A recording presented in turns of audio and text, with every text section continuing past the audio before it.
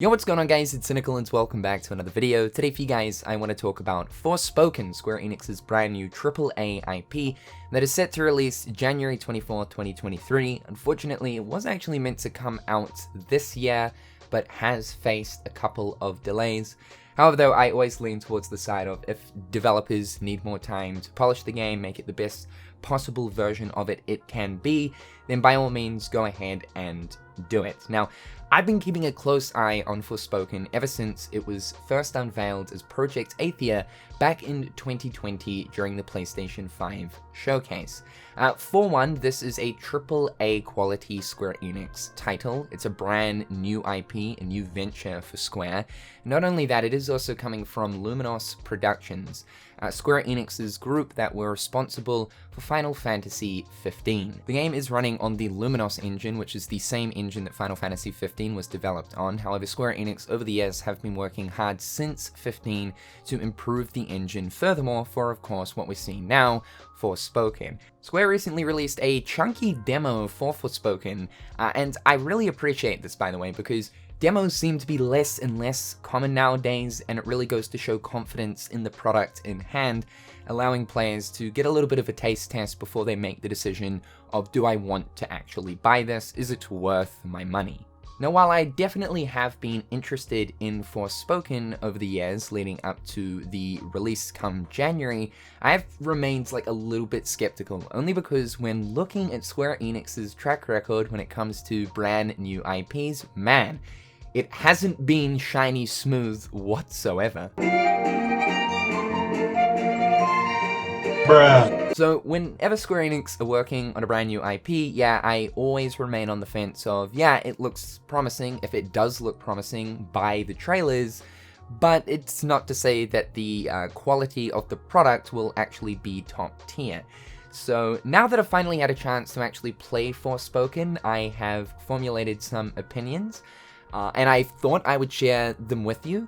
I do suggest, though, that you guys definitely go ahead, if you do have a PlayStation 5, download the demo. There are many hours to be had within the demo. It gives you a small little area of Athia, the open world of the game, to explore, run around in, do some small missions and objectives, play around with the combat system to really give you a good idea what this game is going to be all about. Now, straight off the bat, I will say that Forspoken is definitely, without a doubt, after finally playing it, the most promising brand new IP from Square Enix in quite some time.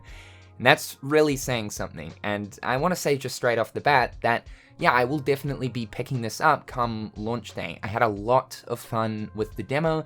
It certainly does show promise, but that's not without it having some of its own flaws, which personally I felt like is kind of to be expected, only because it is coming from Luminous Productions, and no hard feelings towards them at all, but when I look towards the combat system of Final Fantasy 15, it's really not smooth in any sense of which. I would kind of label the combat system of Final Fantasy 15 to be kind of slightly jank. It's not a real true each button press is one swipe of the weapon type button input combat scheme going on, and a lot of those very similar feelings from 15's combat system, where the combat doesn't feel entirely smooth, is certainly present here in Forspoken.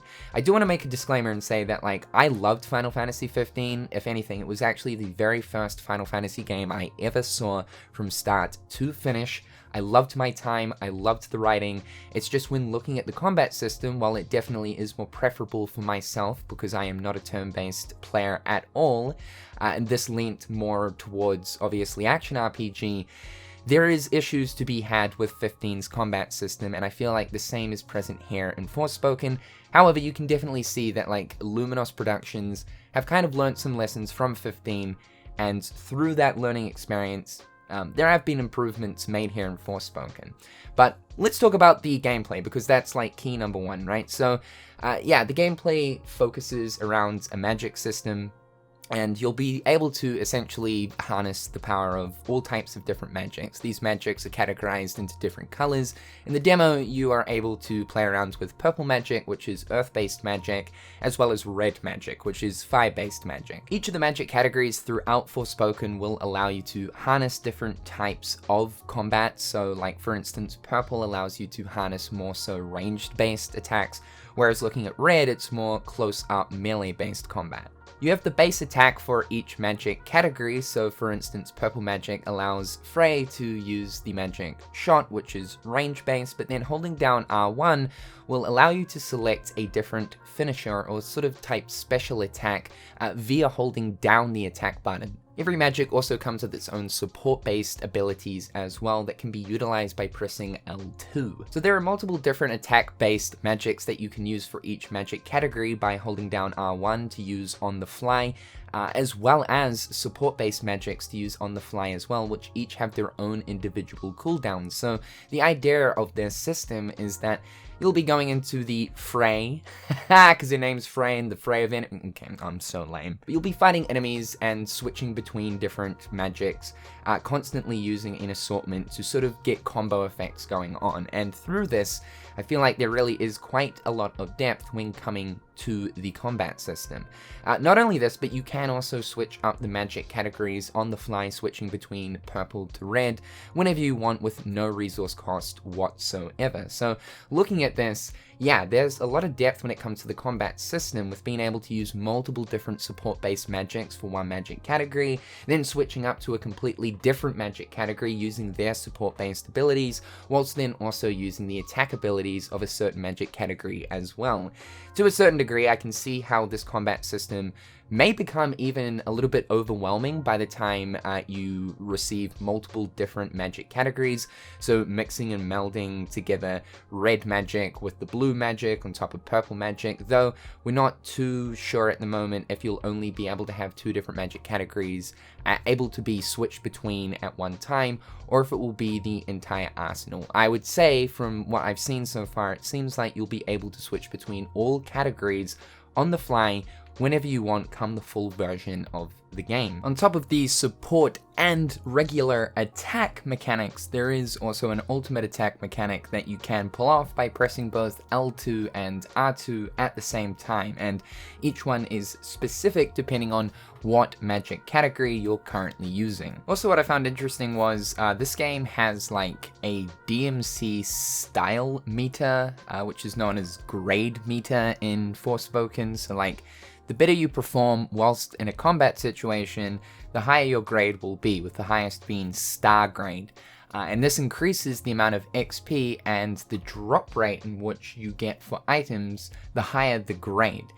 So yeah, pulling off like parkour whilst in combat and switching up your magics to utilize a whole range of them whilst using magic that is strong against a certain enemy type will garner you more points towards the grade gauge. Now, evasion and blocking is pretty much just bound to one button in this game, and that is circle. Holding down circle and moving Frey in a certain position will make Frey automatically evade out of the way of any sort of enemy attacks. There are also enemy attack indicators to let you know, hey, this is an evadable attack, blockable attack, which is done by a purple indicator, or of course there is the red indicator, which means get out of there, son, those buns are about to be slow roasted. The entire game revolves around a parkour system, and this is integrated into the dodging mechanic, and for the most part it works pretty well. Pretty much just slice, slice, slice, slice, slice for a little bit, deal damage, and then be sure to hold down circle to evade out of the way. Pretty straightforward stuff. One thing I did find though is it can be a tad bit overwhelming when you have a mass amount of enemies, and there really can be a lot of enemies on screen at once, which is quite impressive. But when there's just so much going on that doing the automatic dodge thing can sometimes come across a little bit scuffed and doesn't really work the way it should be intended. And another thing that I came across too is when versing boss-based enemies, Not all attacks are incredibly obvious towards what can be evaded. Of course, as I said, you've got the purple indicator attacks and the red indicator attacks, but then their basic attacks, these also need to be evaded as well, and sometimes they happen so quick where the game just doesn't allow you enough time to actually evade them.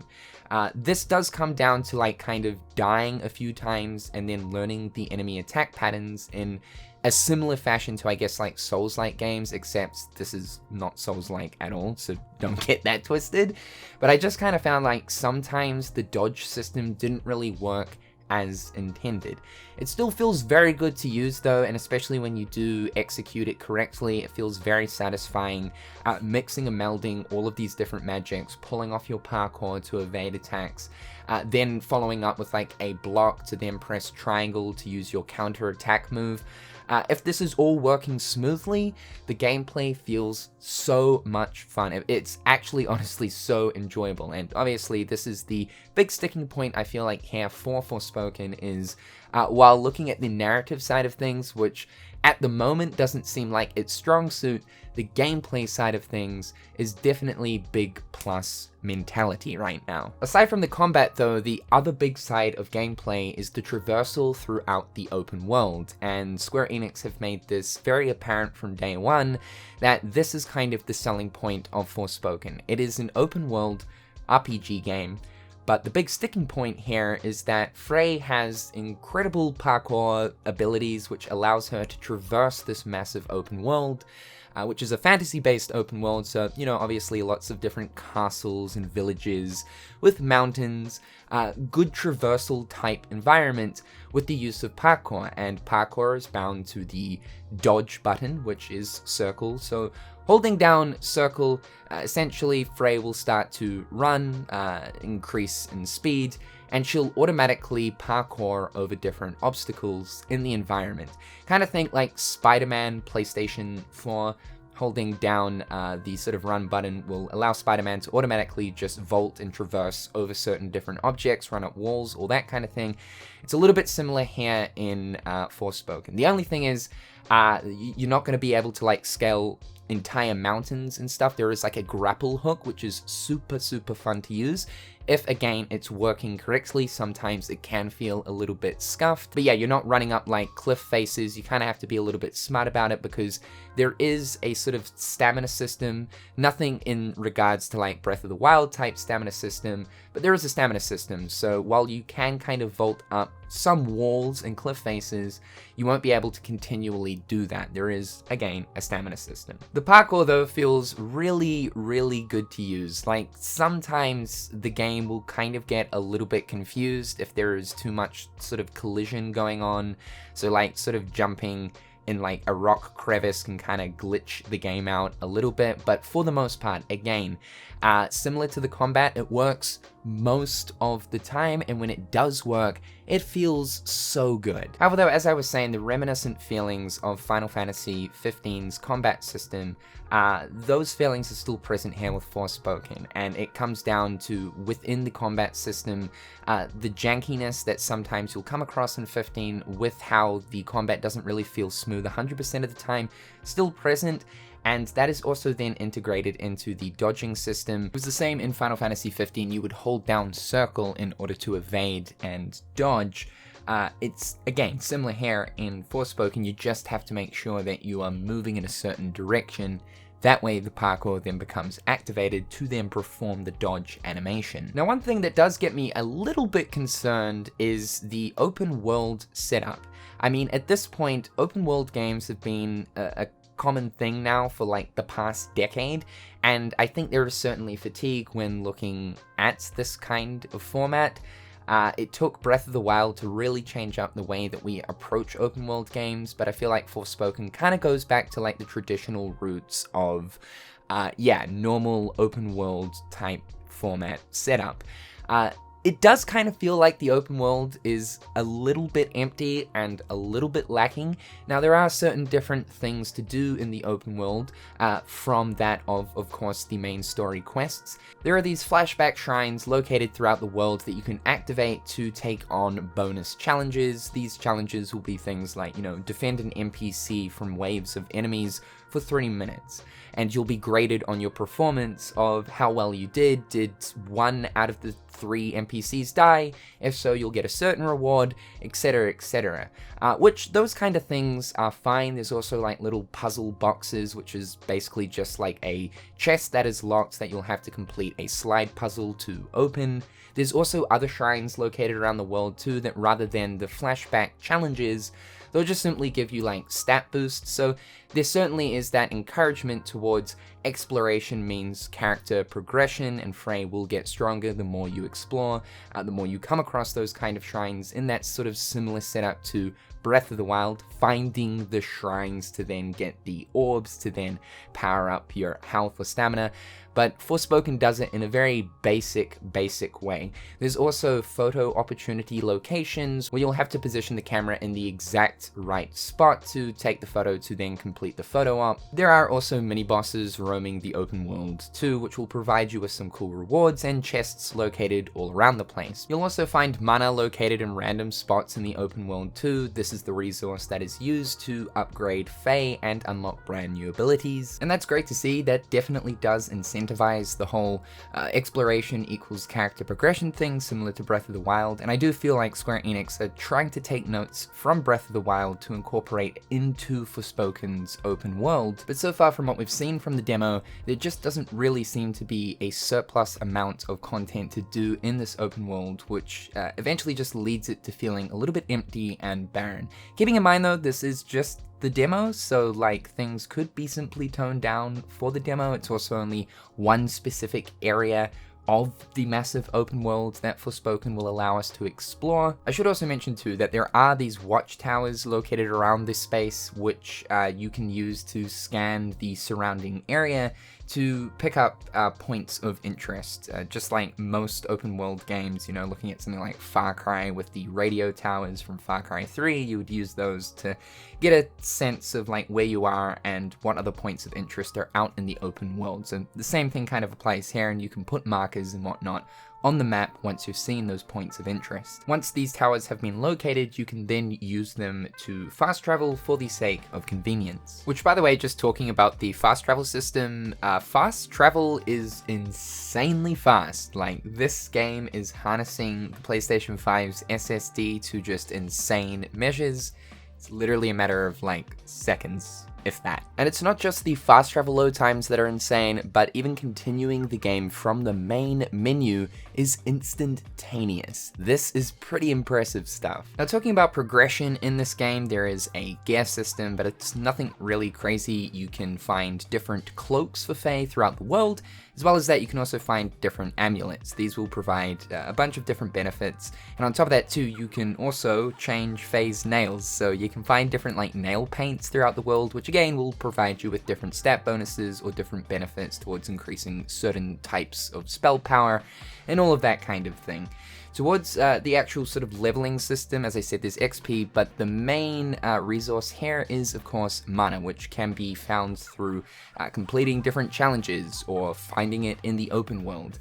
And this is going to be used to spend on Fae's magical abilities to unlock new ones, but also to unlock upgrades for them as well. However, though, the way that upgrades work in this game is you unlock a challenge for a certain ability, and then say you've got to then use that ability a set amount of times out in combat situations to then be able to then upgrade that ability. I kind of like this in a way because it sort of forces you to like actually use different abilities before you can build them and make them even stronger. There are these little refuges throughout the world which are like little houses that you can go into, and this is where you'll be able to upgrade your equipment, also craft stuff like health potions or increasing the amount of materials you can gather, but also this is where you'll take on those skill challenges to be able to upgrade your skills and also unlock new ones. You can just unlock new skills and spells and stuff from the main menu while you're just playing the game, so you don't absolutely have to go back to these refuges,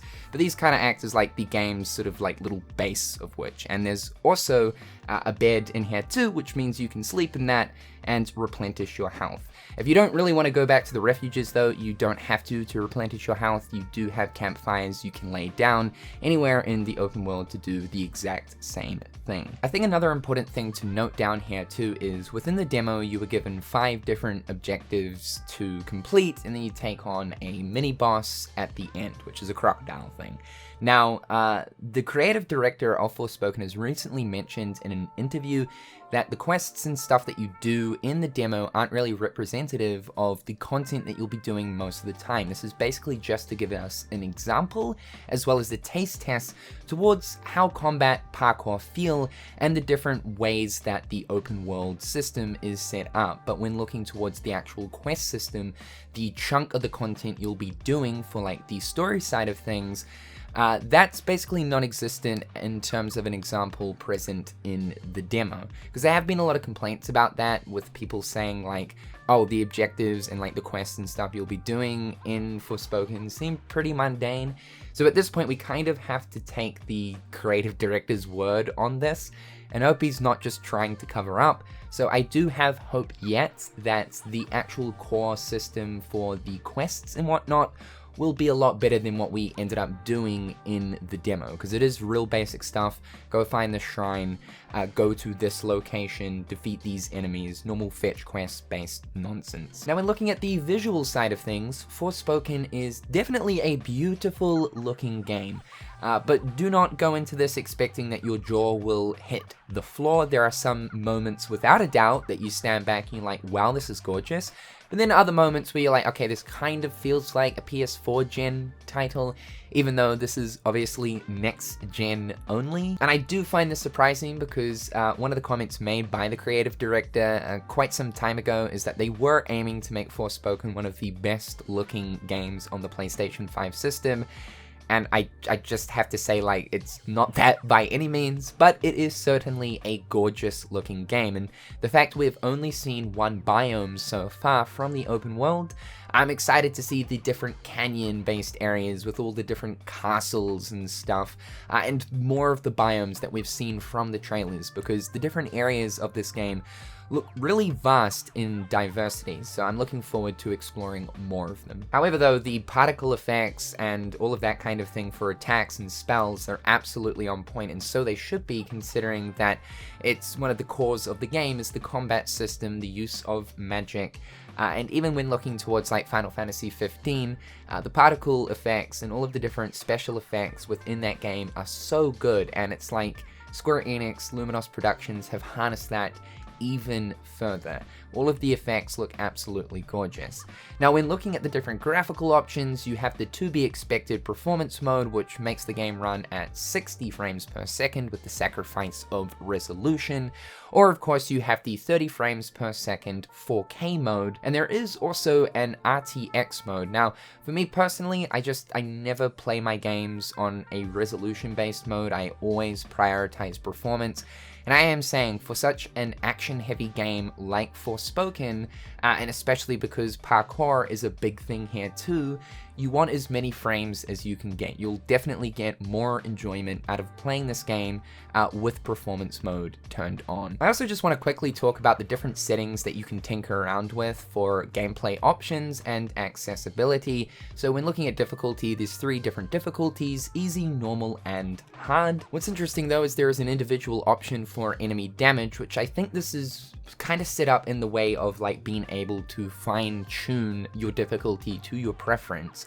So if you don't want to play on hard mode, but rather go normal but with enemy damage increased just a little bit, you're then technically playing at a difficulty somewhere between normal to hard, and you can tinker around this to your heart's content. There are a ton of accessibility settings, which is absolutely fantastic to see. There is also things like auto pick up loot, which you absolutely 100% have to have on. There's so much loot that drops, it's really annoying to just spam triangle all the time, so make sure you turn that on. There's even the option to turn auto dodge on, which actually was an item in Final Fantasy 15. Now the devs have just decided, fuck it, we're gonna make it a setting in itself, so super cool to see. There's other stuff like automatically use healing items or enemy knockdown time so that they stay staggered for a longer amount of time, automatic spell switching.